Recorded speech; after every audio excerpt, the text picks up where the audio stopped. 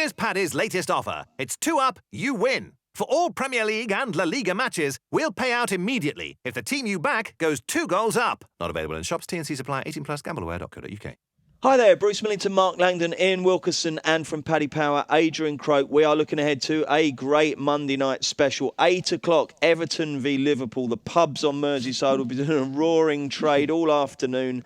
It's going to be a raucous old atmosphere for sure at Goodison Park, as it was towards the end of the Arsenal game on Monday when it was absolutely rocking. It was so quiet in the first half that the Arsenal fans were singing, "Is this the Emirates?" Yeah, and at the end, the Everton fans were singing it back to Arsenal once it was rocking. Yeah, excellent. Everton versus Liverpool, 8 o'clock kickoff. Adrian is a absolute mad keen Liverpool fan. Has his opinion permeated Paddy Power's prices?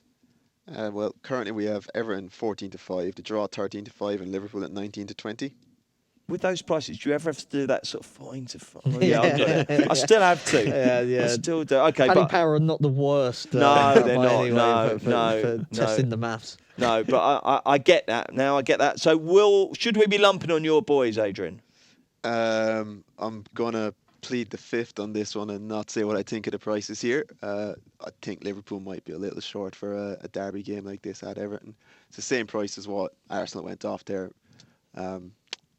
Tuesday night. Does the form book go out of the window in this one or not? I think they do. I think for the derby games, it definitely has an effect on the games a fair bit. Isn't it? It's the game with the most red cards in it, isn't it? It's the most card-tastic fixture there is, apparently. Yet somehow nicknamed the friendly derby. Yeah. Well, everyone scousily stands next to each other. It's difficult to say what the form book says about Everton because they stank the gaff out at Watford and then they played really well against Arsenal. So it's difficult to sort of like get a grasp of where they're going. Yeah, I mean, I think probably the performance against Arsenal was the exception rather than a rule with them. I don't think they've been particularly good, have they? What should a punter do you think, Adrian, if they want to get involved in this game? I'm liking the goal scorer business here, and I'm liking Divock Origi, first goal scorer. He's scored in 4 of his last. He's scored in all 4 Premier League games he's played in the last 4 in a row. 1 League Cup game in there as well. I think he got a goal in that. There's a lot of money coming towards Adam Lallana, but he's got 6 goals this season and 3 of those in the last 2 games. So we're kind of sitting there top price on Lallana if people think he'll do it again. But what price are you, Divock La? Divock, we are 11-2, and Lallana is 9-1. 9-1? Yeah, we're top price out there on Lallana. He did the business for our Yankee last week, didn't he? Yeah, we'll be coming back to that in a moment. Okay, so Divock Origi, first goal scorer for Adrian. Who for Mark? I quite like Liverpool here. I mean, I think Liverpool are better than Arsenal, and I know that there is the derby factor to maybe makes Liverpool a little bit bigger price than ordinarily. But I mean, I think Everton are very lucky to be unbeaten at home this season. Should have lost to Manchester United. I mean, Arsenal just seemed to take their foot off the gas when they went 1-0 up. I mean, Everton were there for the taking. They get the second goal. I don't see that comeback happening. I just think Liverpool are an outstanding team, and I also think that dropping Karius had to be done. I mean, Klopp was probably right to come out swinging at the Nevilles just to shut them up, because that's what Ferguson would have done if a Liverpool player pundit would have said something about it, one of his players. But Karius was becoming a problem, I think, at the back there. He was making the rest of the team nervous. I think Liverpool are fair enough, actually, even though they're a shade of odds on. Okay, Liverpool for Mark. What about you, Wilco? I think it will be a draw. I think sometimes these games don't live up to the expectation that the occasion can dampen the game and it becomes a bit scrappy, a bit turgid sort of stuff.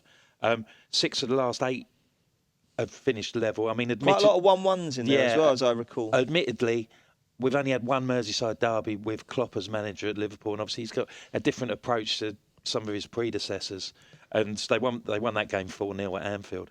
But I still think at 13-5 that's a decent bit of value. What do you think Everton's approach will be? Because they can't really walk onto them, can they? They've got to try and stem that early Liverpool. Yeah, I don't know if they can do that though. I mean, they probably were at their best against Arsenal when they did try to pick the tempo up and just get the crowd on side and just run around a bit. I know Guardiola doesn't rate tackling, but I just think that helps Everton.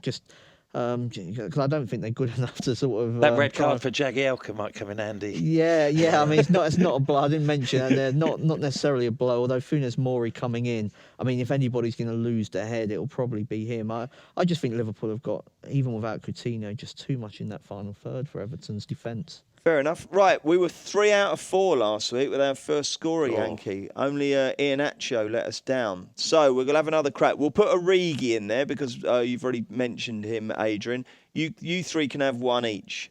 We'll start with you, Mark. I'll go in the Tottenham versus Burnley game.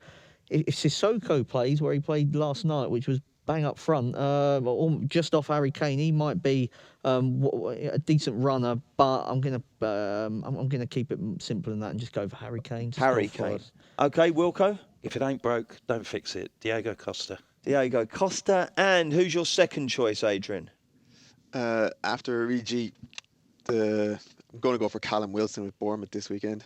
Okay, so our first scorer Yankee is Divock Origi of Liverpool, Callum Wilson of Bournemouth, Diego Costa of Chelsea, and Harry Kane of Tottenham. That will pay a pretty penny if they all come in, won't it? Yep. If 3 win, then we're also in great shape. And if we get 2, then we still win a few quid, don't we?